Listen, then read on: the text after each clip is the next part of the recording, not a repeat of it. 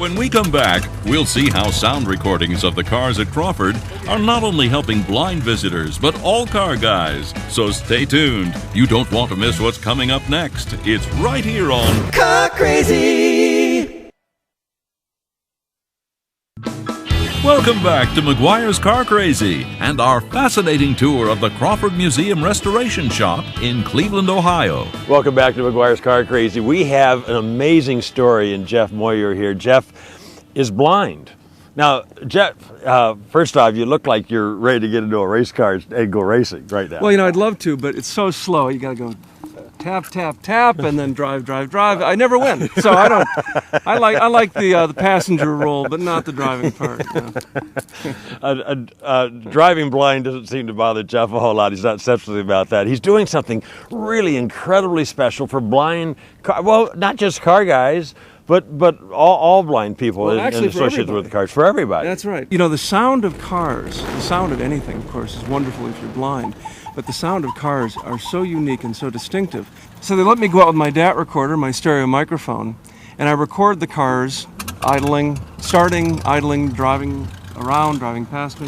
And then I get in the car while it's being driven and record the same thing.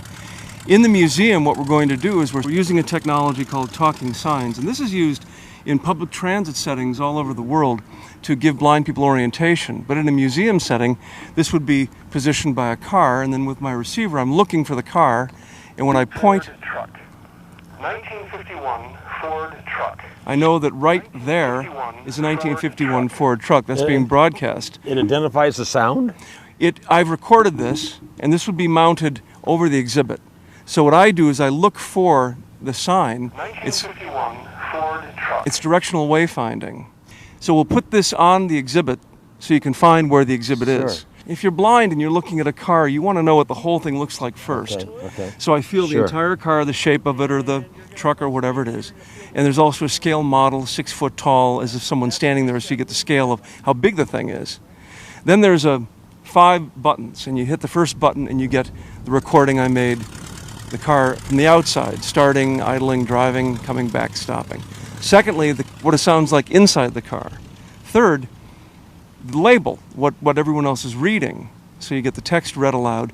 The fourth, an oral history about the car, a first-person account of what that car meant to somebody. And the fifth is period music.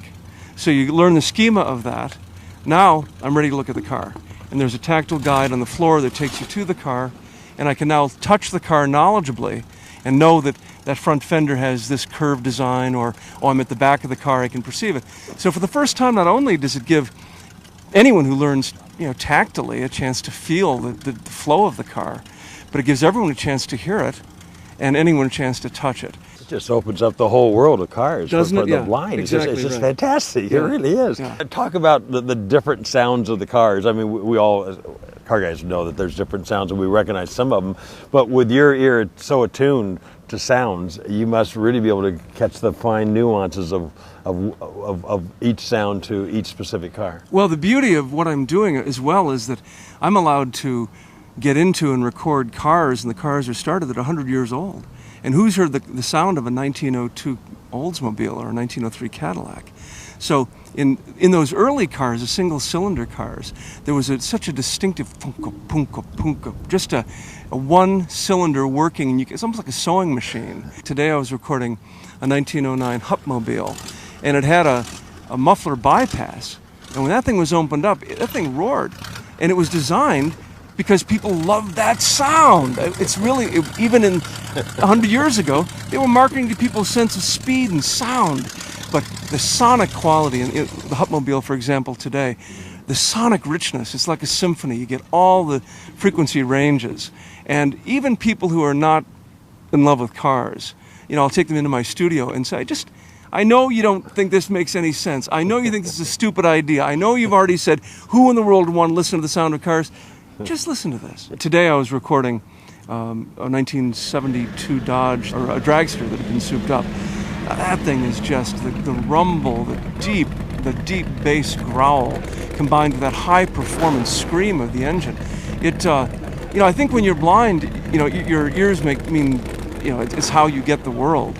But you really can I mean, when I attend to the sound of something like that and realize the engineering that it represents, and then, of course, having access to Al and the volunteers that teach me so much about what I'm listening to and looking at. If any of your viewers are interested in the sounds of the cars, I'm producing a CD for the Western Reserve Historical Society, of which the Crawford Museum is a part. And the sounds and the stories of the cars will be on CD, and that can be accessed at our website.